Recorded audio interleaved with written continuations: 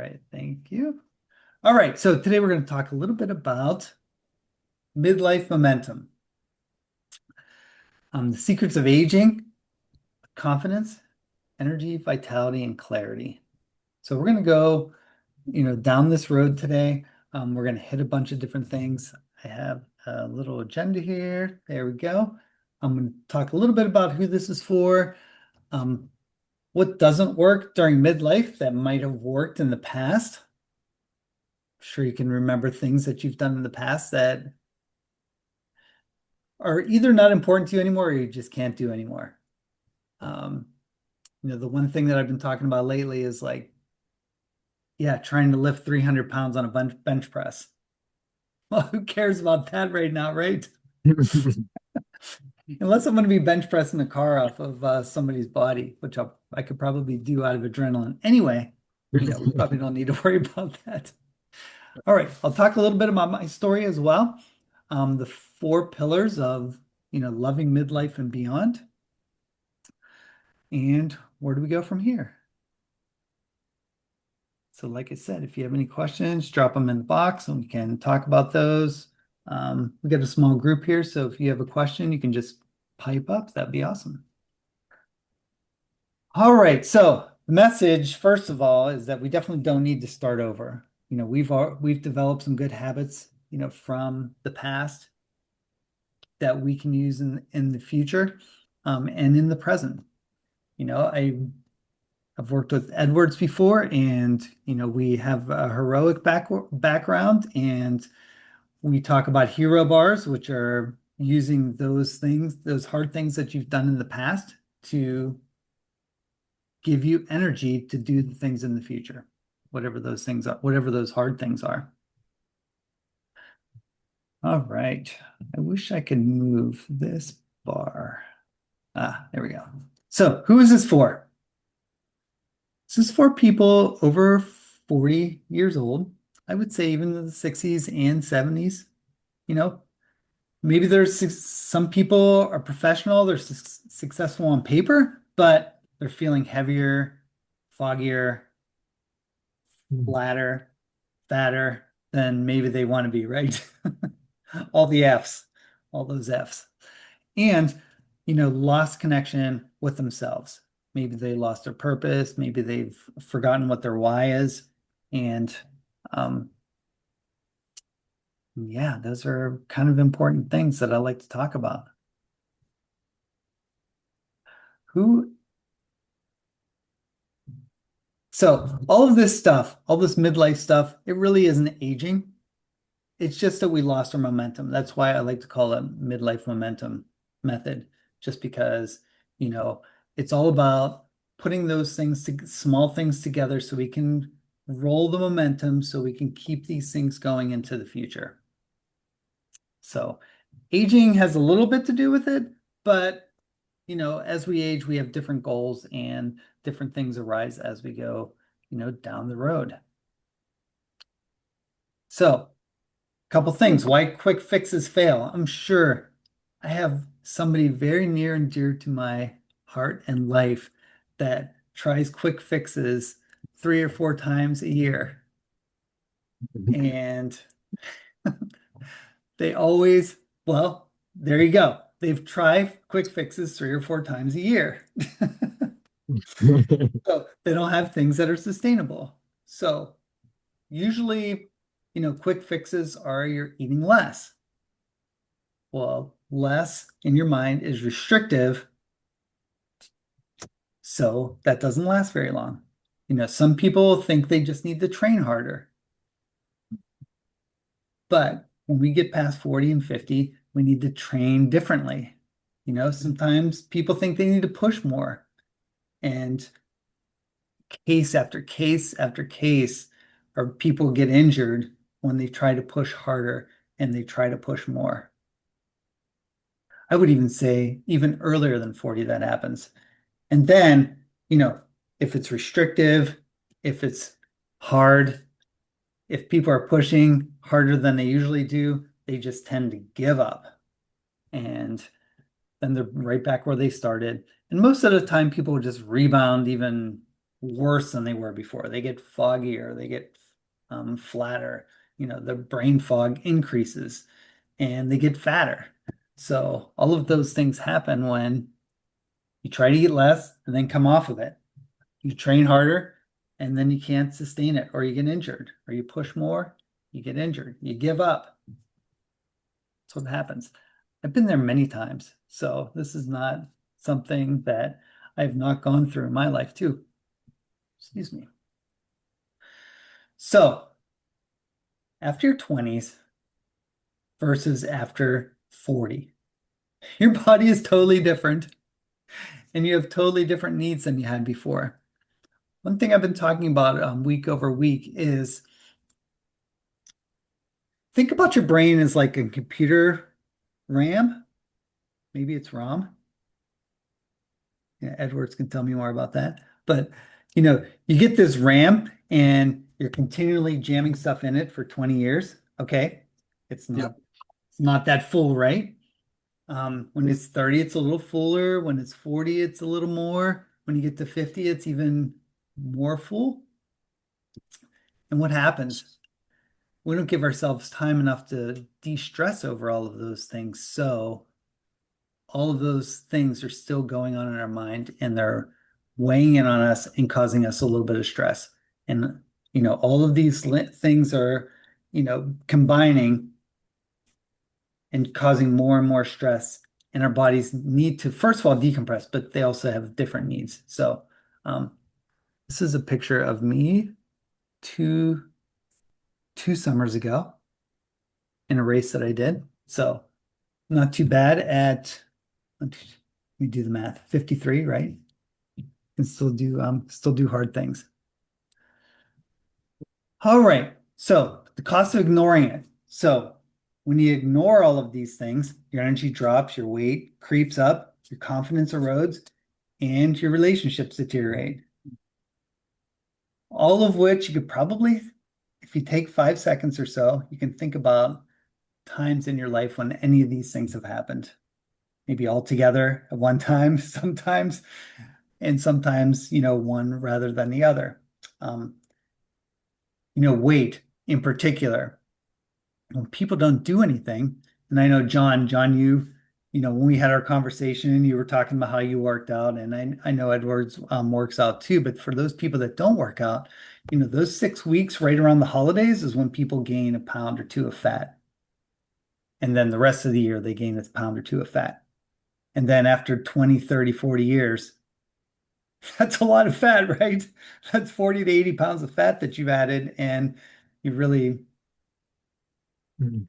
just by living in for most of us this American lifestyle that we're forced into.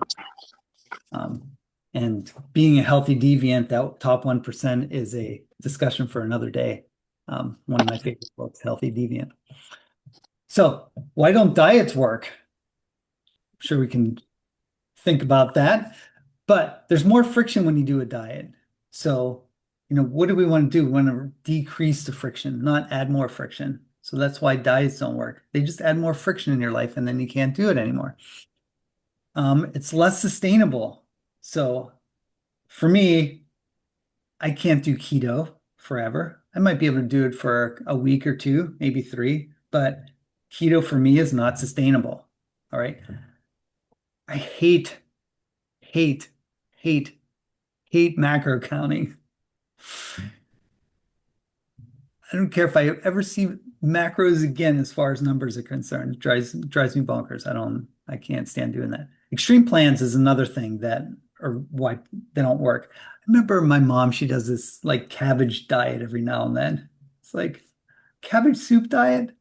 I mean, it's definitely not sustainable and it's definitely super extreme. So one size obviously does not fit all. So the shift really changes when you work on your regulation and then your energy improves. And then you can start gaining momentum to do these other things as we progress along. All right. So a little bit about my story. All right. There is Fat Steve, two Fat Steves. The ones by the brown shirt, I'm really filling that shirt in pretty good. Um, the one that I'm with the orange shirt, I feel like my face is like super round, and then I got some kind of weird hairdo going on. So that was like in the early two or late 2000s.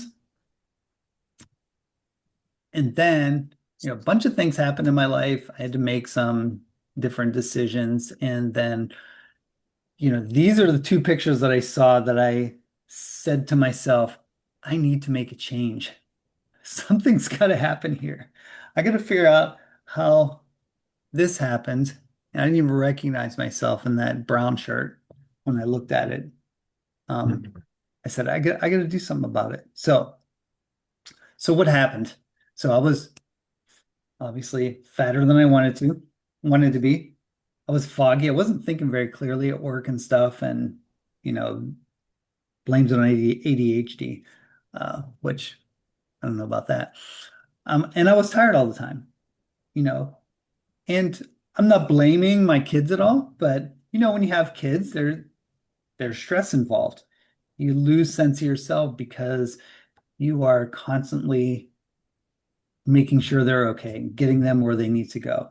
So, I don't blame them at all. I love them very much, but it just was a different stage in life, and didn't care about myself, and that's what happened. Yeesh. So what happened after that? So then I found a book.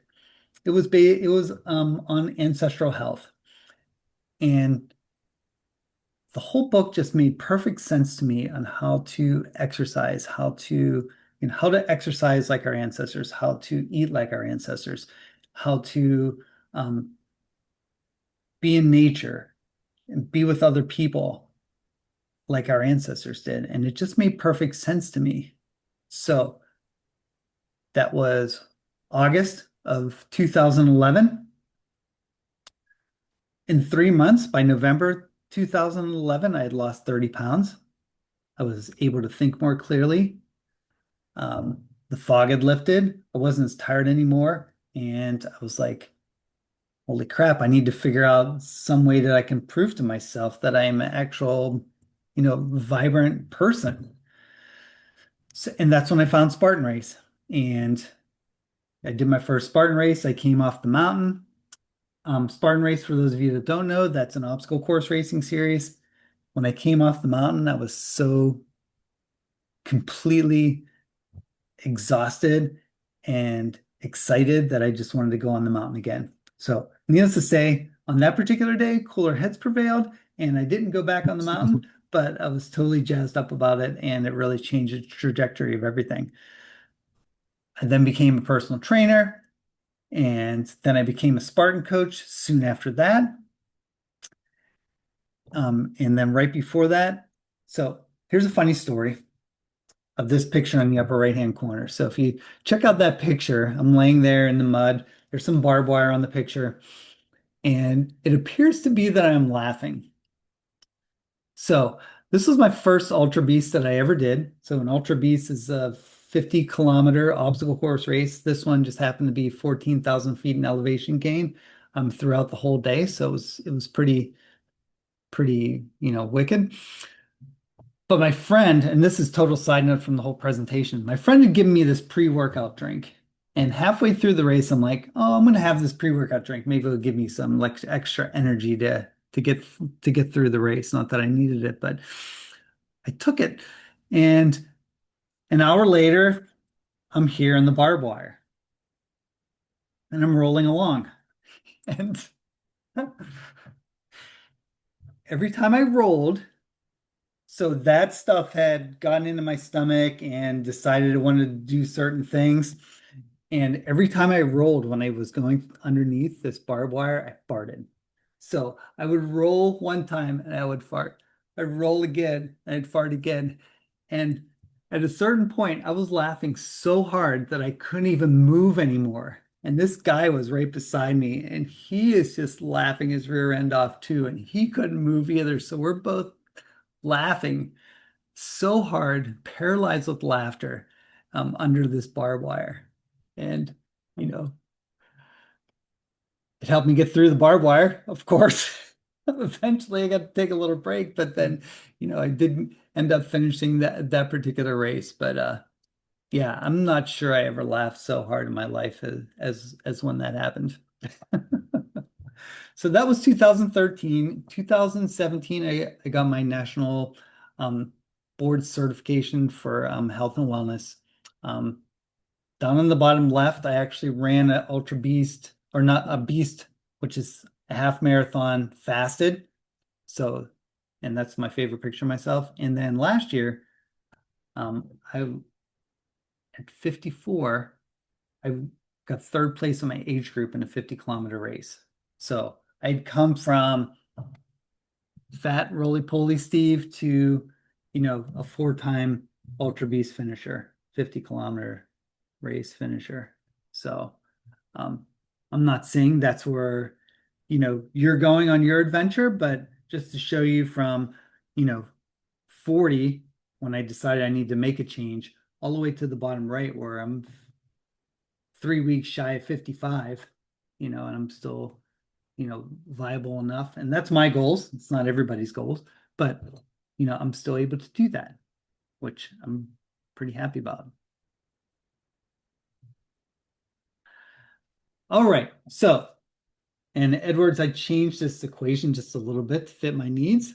But so what is midlife momentum? So it is consistency without the friction. So Edwards, is all about consistency in this equation. So what is momentum in the context of this equation? So momentum is using that energy that you have and the focus that you have, understanding what's important now, WIN, and then that little caret is to the power of C, which is consistency.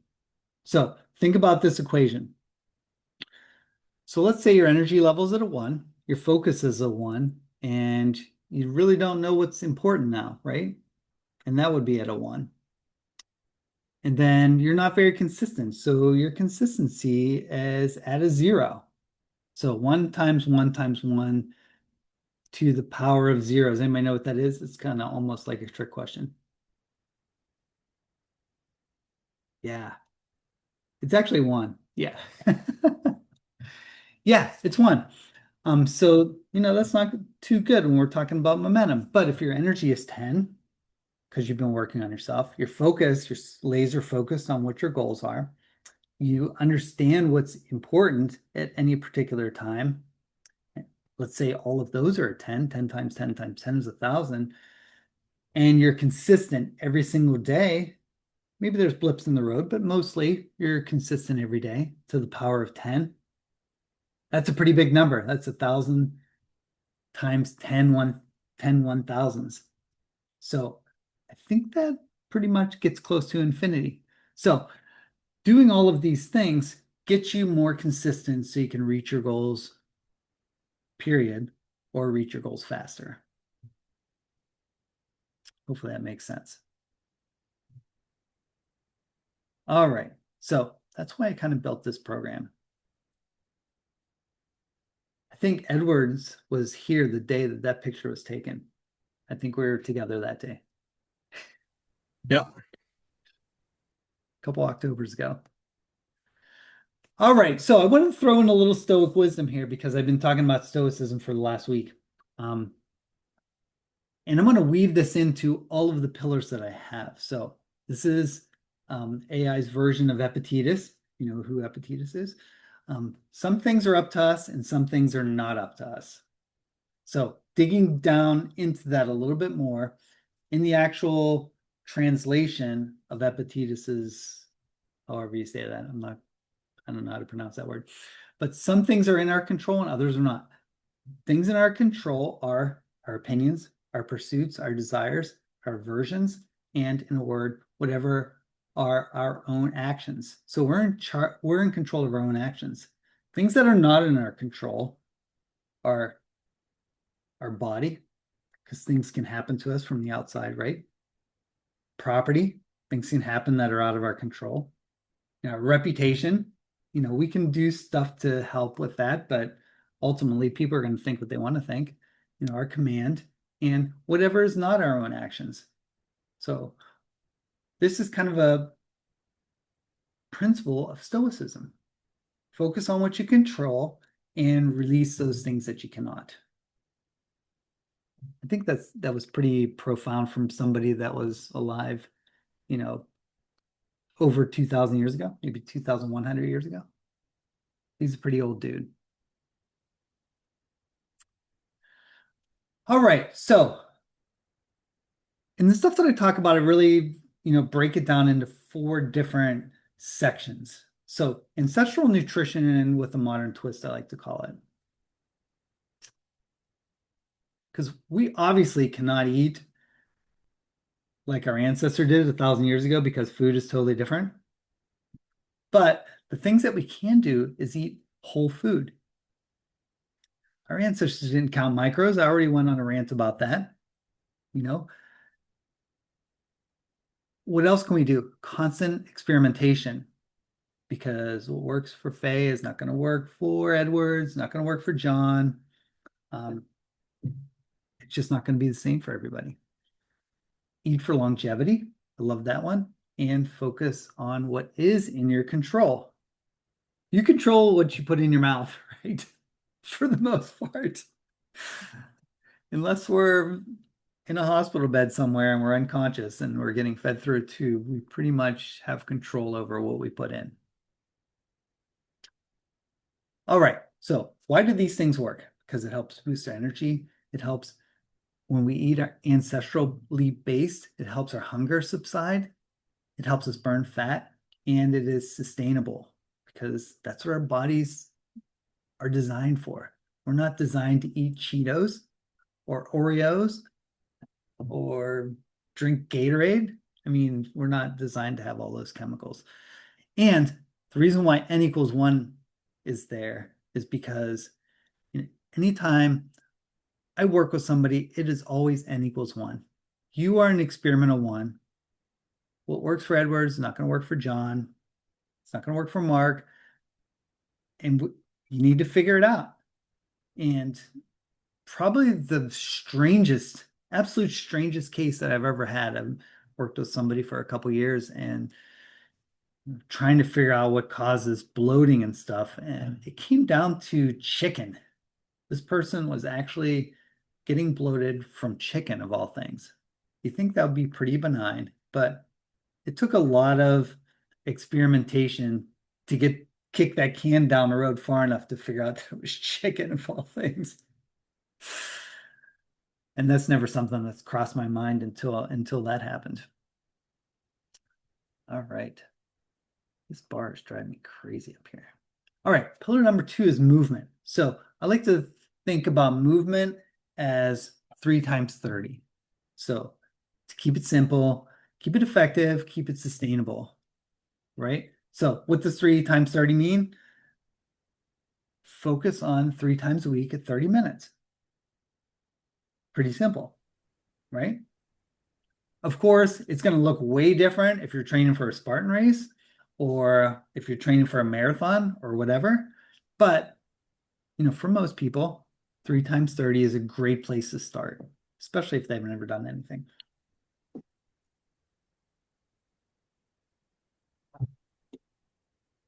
Does 30 minutes 3 times a week sound doable for most people? What do you think? Yeah, pretty much. Yeah, seems pretty doable. Right. So, other philosophies that really don't work. All right. No pain, no gain. I'm sure all of us, when we went through high school, if we did high school sports, that's all they said. Even a lot of people talk about that today. Even when I work with people say no pain, no gain. I don't know about you guys, but I'm not interested in the pain part of it at all. If I can do a movement plan that does not involve steady pain over a long period of time, I am totally 100% on board with that. Sometimes when people start, they get sore just because they haven't used those muscles in maybe a year, 5, 10, 15 years. But that's a little bit different than like pushing yourself where you're really, you know, in total pain. So that mentality, a lot of people still think that. A lot of people still do 5 to 6 weeks of strength training a day. That's not good for us either. 60 to 90 minutes. Unless you're working to be maybe like this guy or some bodybuilder guy, then there is 1% or maybe 2% of the population of people over 40 that are in that group that really want to, be bodybuilders, but not so much for the people that I run into. And then a lot of people do a lot of HIIT programs that are designed for 25-year-olds. So high intensity interval training, right? Those are good in small doses, but doing them 3, 4, 5 times a week, you're just asking for injuries. And that's a big part of, 3 days a week at 30 minutes, because that allows yourself time to recover. So, and we can't recover like we did in the past. All right. So focus on what you can control. All right. The time that you work out and how many times you work out. And no, we're still weaving in not only what isn't in our control, but also that n equals 1. Because maybe John likes ultimate frisbee and he doesn't want to, run marathons. Okay. That's him, right? Maybe Edwards wants to do obstacle course races. So his focus is going to be a little bit different. So figuring out what it is for each individual person is super important. I don't prescribe to the people that I work with that you need to go to the gym and do this, that, and the other. It is a conversation that we have to figure out what works best, not only for them, but also in their schedule on any particular week. Again, with the little caveat of if I'm training somebody for a Spartan race, then this looks a little bit different, of course. But for, most people, they don't need all that high intensity stuff. All right. So why does this work after 40 and 50 and 60? Is because recovery needs to be a real thing. And sometimes when you do more exercise, you need more recovery. So let me take myself for an example. I run every other day. Why do I run every other day? Because day in the middle, that's the time that I let my heart rest from cardio. It's because my heart rate will get a little bit elevated, when I run, and I want to give it time to rest. I don't know if you guys remember, but like in the 70s and even sometimes now in the 80s, there were some people that would just fall over dead after they were done running, like in their 50s. I don't know if anybody knows why that happens, but it is because they do intense exercise, running in particular, every single day for 10, 15 miles a day, and they never recover. So think about your muscles when you do, a strength workout. All right. They get sore, right?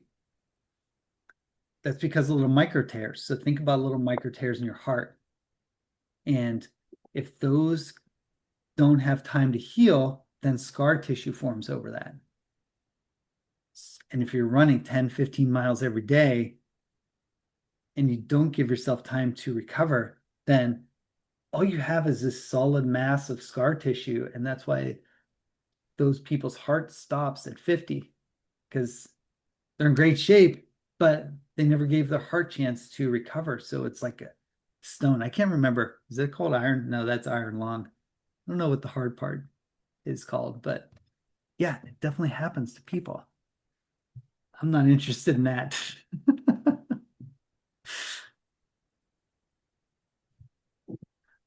Okay. All right. Third thing that I like to talk about is the nervous system regulation. What others ignore is the chronic stress. They ignore inflammation. They ignore disconnection. All right. we can focus on all those things because all those things are under our control, right? Chronic stress comes from a bazillion different things. It comes, for instance, it comes from looking at your phone every day. It comes from driving in the car every day. That's a stressful event. Our brains can only process things as fast as we can run. So if we're doing something faster than we can run, then our brain takes a lot longer for us to process all that stuff and jam it in the RAM. And again, if you don't regulate your nervous system, then not only is your RAM jammed up, but you're also contributing to the amount of stress that you have and chronic stress. And then worry.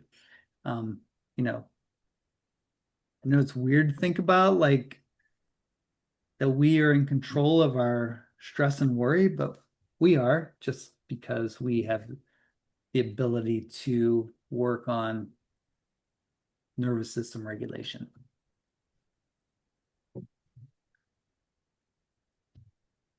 Ah, that was a nice day on an Arizona mountain. So having stress management tools, they could be a ton of different things.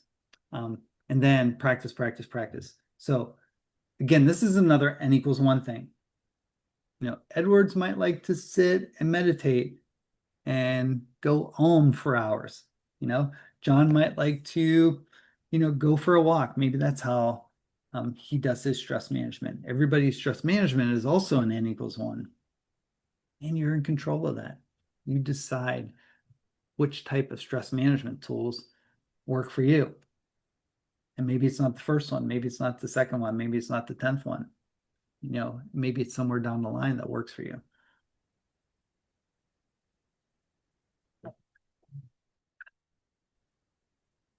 All right. So why does this work? It's another Arizona adventure here, walking up the stream in central Arizona. But why this works, especially the nature connection, that's the one that's near and dear to my heart. I'm a bird watcher. I like to be outside as much as I can. But as you start to regulate your nervous system, you start to reduce inflammation, increase your energy. If your energy is increased and you've done all the other things, your sleep's going to improve. And if you do these things slowly, then these are going to be sustainable things. But it could happen fast too. I worked with somebody and in a week after changing like some things, they were getting so much better sleep. And then the workouts the next week were awesome because they had all this extra energy that they had. Even just working on themselves for a week or a week and a half. It was pretty amazing. It's always amazing to hear those stories.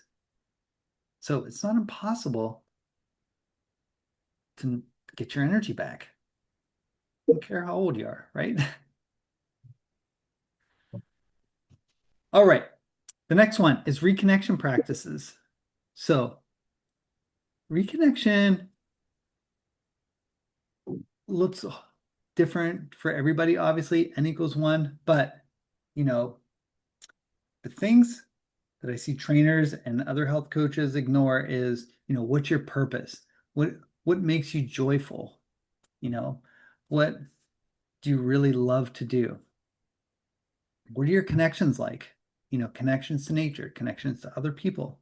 What do you do for play? I always like to ask that.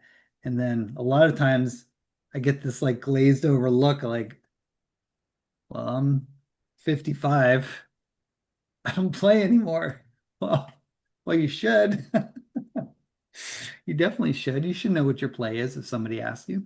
I'll probably ask you, so make sure you know if you're around me. And at this point, we're reconnecting with ourselves. And for most people, it's lifestyle and not vanity.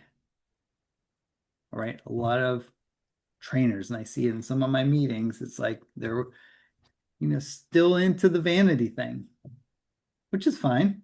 It's nice to LGN, right? You know what LGN is? Look good naked. It's always good to have that, but you know, it's a lifestyle more than anything else. You know, feeling good, having enough energy to do what the heck you want and do what you want when you want. Those are the things that you can control. All right, connection modalities. I already spilled the beans on a lot of these, but the nature connection, social connection, self connection, and play are all the different types of connections that we need as human beings. You know, we've been outside of these four walls that you're sitting in for 99.9 repeating of human existence on this planet, and most of us stay inside all the time. We're not wired for that.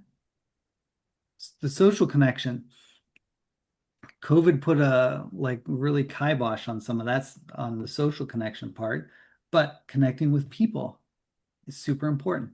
It's good for it's good to connect with the people that you like to. That's an important one that causes you less stress. And then knowing what your play is. I need to get back to my play. I haven't done my play in a long time. All right. So why this works. So understanding your deeper why, connecting to life and the beauty of life, and having those meaningful connections. So meaningful connections are the connections to yourself, to nature, and to other people that you care about and want to be around. I think I just had that conversation with somebody this week. It's like some people were bringing them down, and we had a discussion about, you know, you are, who is this? Dale Carnegie said that you are the five people that you hang around with the most. I think so. So, yeah.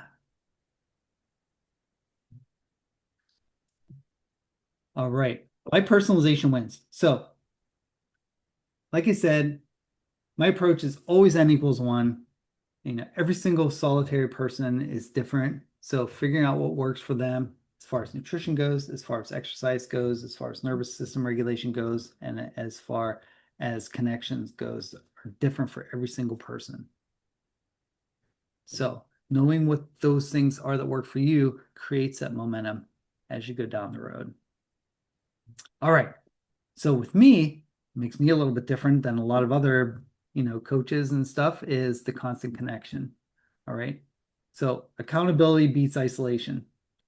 So I can give you whatever, or anybody can give you whatever to do, but if you're not able to get your questions answered quickly, then there's a good chance that you're going to fall off. So, I know I worked with Edwards a while back, and, I think he would definitely say that I touch base with him on more than once a week occasion. Yeah, that worked really well. We Yeah, had a weekly call and then a text and calls as needed. Yeah, it was really good. yeah. Thanks, appreciate that. Yeah, just that constant connection because if when you're on your own, it's a lot easier to say, I'm not doing it. Or I'm not going to do it as hard as I could. So why constant connection is important. You don't have to wait for answers. It can eliminate some overwhelm that you might have by doing a new type of thing. And we are in control of our communications and our responses, just like Epictetus says. So, if you got questions, you need to have them answered and to get responses quickly. All right. Okay, we're getting close. We're getting close. So, what changes first? Clarity, energy, confidence. Those are the three big things. I know I felt a lot more confident when I went out there and did that race. I had more energy when I changed all those things to an ancestral approach. And I definitely got more clear when I cleaned all those things up. And I'm a Ravenclaw too. I don't know if all of you know that.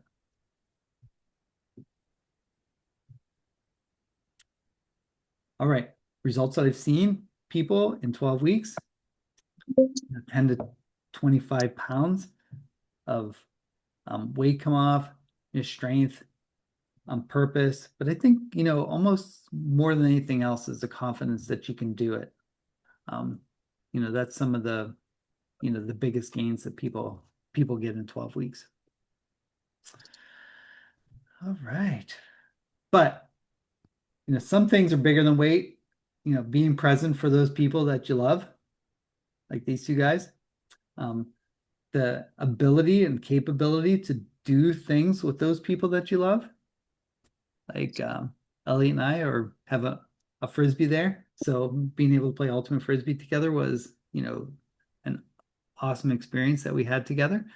And then having that sense of purpose, of, support, or whatever purpose looks like for you.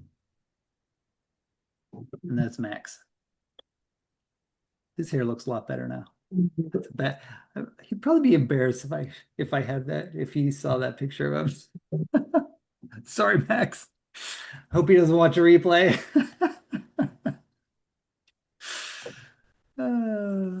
All right. So your next steps. If you're involved in aerobic, every day is day one. Tomorrow's is day one, and to live in the present moment, to do those things that serve you well. I'd love to book a strategy session with you, and I think Faye can pop in the box my scheduling link if you want to hop on a call together and just talk about where you are in this messy life that we all lead, right? Or talk about whatever. And on March 26th, 1 month from today, I think it's good just to have a whole class just about stress and nervous system regulation. So that'll be the next one. I'm going to change up the link to that, and we'll get that link out to all of you when the time comes. All right.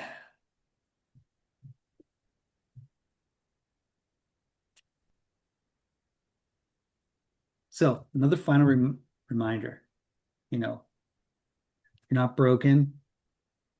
You're just ready for direction. You're ready for maybe for something new and to put your life on a different trajectory. And it's okay to hug a tree too. Although, Edwards, I'd stay away from most of the things that are growing out of the ground where you live. Yeah, Arizona's a little rough. Yeah. I think this picture's from the Pacific Northwest, so yeah, things are a lot softer and cushier up that way. All right, so I'm just going to go through what I have to offer for everybody if you're interested. And then you can ask any questions. All right, so with my program, there's a 30-minute coaching session every week to touch base. I've already mentioned that, like Constant Contact. I use a fitness app that is like direct link to me. So when you have questions, and this was an evolution after I worked with Edward, so he's not familiar with that. We'll go through goal setting. That's always important. I like to do vision setting as well. Like, where do you really want to be in one year, 6 months, 1 year, 5 years? Nervous system techniques, I've done a whole bunch of different ones. I do have my favorites, but just because they're my favorites doesn't mean they're going to work for anybody else. They're not going to work for Mark, or, maybe not for Edwards, or maybe not for John. Everybody needs something different. Working on your health and fitness plans, and inner circle access. That's fun. All right, so this is a rough outline of how I kind of run things. And again, with my N=1 approach, you might need something different right away. So just because it says sessions 1 through 11 doesn't mean that's how it necessarily rolls, because you may need some thing faster than others. But yeah, and AI really made me look pretty fabulous, didn't it? That's crazy. That is fantastic. Yeah. I don't think I've ever looked that fabulous. Anyway, but like I said, vision setting, goal setting, turning down the noise as far as like nervous system regulation, ancestral nutrition, ancestral movement. Um, Edwards knows about AM and PM bookends. Those are what we have the most control over of our day. The very end of the day, very beginning of the day, everything else runs amok sometimes. Figuring out who your tribe was. And I've already explained all these things. What's your play, joy, and gratitude? Gratitude's a big thing too, which I didn't really touch on too much. And self-care, redefining self-care, because in my mind, I think self-care is what you put in your mouth, what you do with your body, how you regulate your nervous system, that's self-care. How you get ready for bed and how you get out of bed, that's all self-care. Nature, being out in nature, self-care. Being with people that you want to be with to nourish your soul, self-care. Every single thing I think is self-care, and not everybody necessarily pigeonholes that all in the same thing. All right. So these are a couple different ways to work with me for 12 weeks. And this picture almost doesn't look like me. It's just on the edge.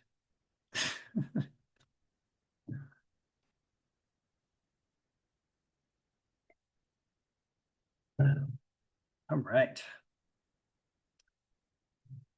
All right. Does anybody have any questions?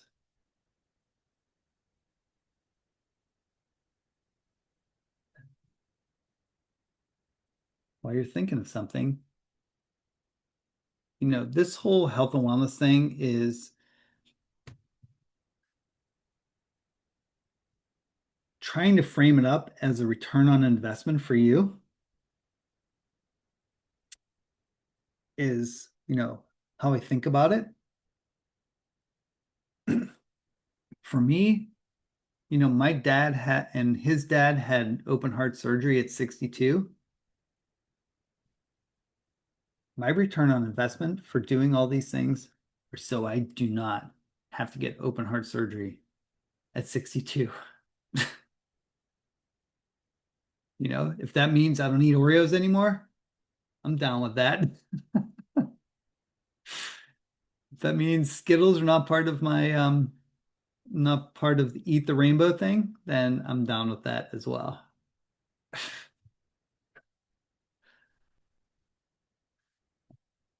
All right. Anybody have any questions? I can probably let me escape this. There we go. I see Kayvon popped in too. I appreciate that. Ren, nice to see you too. But Sure, I have a question, Steve. yeah, I'll kick it off. Okay, so I think the biggest challenge that I face, and I think a lot of people face in the standard American lifestyle that's very busy with work and family and all the stuff that comes with the lifestyle is really being consistent. yeah, That's the thing that I've struggled with the most, right? So where it's so easy to just fall off. So, what are one or two tips that you have to about that? How to improve yes. that, right? Because that's really the multiplier, right? Yeah, consistency is, I mean, we went through that equation. That's like the most important thing. So even if you're at a level 2 of energy and 2 in focus and 2 in what's important now, and you're consistent at those, then you're already at what, 2 times 6 to the power of 10. That's a big number too. Even though it's not 10, it's not 1, right? Yeah, and I think there's a bunch of different ways that can happen. using the app that you have and Ren has is one way to do that, to be consistent for those things. Um, having somebody to keep you accountable is a huge thing. And some people use journaling to keep track of this, to stay on track. You know, you have the heroic app that you have in the back pocket that you can use as well. And there's some other habit trackers. The piece of saw or the piece of or the app that I use actually has some habit tracking things in it, so you can track things there. And then I haven't really found one that's simple enough, right? yeah, I like the heroic app, but it's still not simple, right? yeah, that one can be like a little Yeah, bit daunting. it's daunting, right? And so Yeah, I don't know. Maybe a journal. Maybe I'll try a journal where I'm doing it every day, yeah, writing it down like definitely. that ability.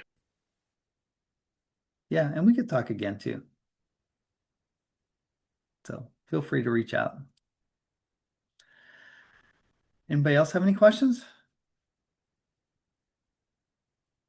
Any success stories out there? Maybe Kayvon can jump on and talk about some of his success. I don't know if he's in a, sometimes he's with his Would kids. love to. Yes. Okay. So for me, it was, I mean, part of it had to do with the consistency. I obviously, know the importance, and I also know that I also discovered that I wasn't being successful. So I had a goal before 55 to drop some body fat, even though I'm not a, very big guy, but I was kind of, I guess, what you call skinny fat. So I worked with you, and in 1 month, the first month, I think the biggest thing was the accountability. I dropped, I think it was 8% body fat. No, maybe, yeah, something around 8%, and some pounds as well. But it was very noticeable, which was the biggest thing. Was I took some before and after pictures, and in the before you could clearly see that I had some fat on my sides and I had some little bit of belly fat. And now it's honestly, it's like easily at least 70% gone. And so a lot of it had to do with consistent eating, consistent physical activity, and better eating. So that was a huge win for me, was working with you, kept me on target, on track. I also was wearing a continuous glucose monitor, which I find really helpful, because every time I wanted to reach maybe for the less healthier choices, I would remember that that's going to lead to a sugar spike or a blood sugar spike. And so that was the best month I would say I've had all year.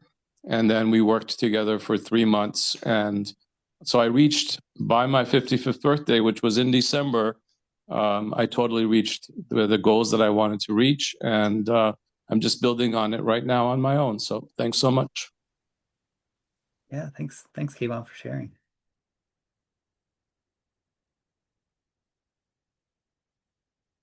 Yeah. Anything else? Any other questions?